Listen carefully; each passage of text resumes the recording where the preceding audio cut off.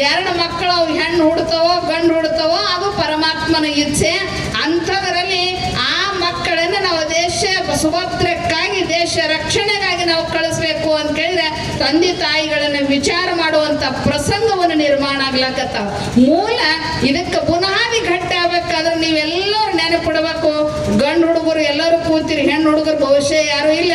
ನೀವು ಗಂಡು ಹುಡುಗರು ಇವತ್ತೊಂದು ಸಂಕಲ್ಪ ಮಾಡ್ಬೇಕು. ಏನಂತ ಕೇಳಿದ್ರೆ ಇನ್ನು ಮೇಲೆ ನಾನು ಮದುವೆ ಮಾಡ್ಕೊಂಡು 4 ಮಕ್ಕಳಿಗೆ ಜನ್ಮ ಕೊಡ್ತೀನಿ ಅಂತ ಮೊದಲು ವಿಚಾರ ಮಾಡ್ರಿ. ನಮ್ಮ ಸಂಖ್ಯೆ ಕಡಿಮೆ ಆಗಕೈತೈತಿ.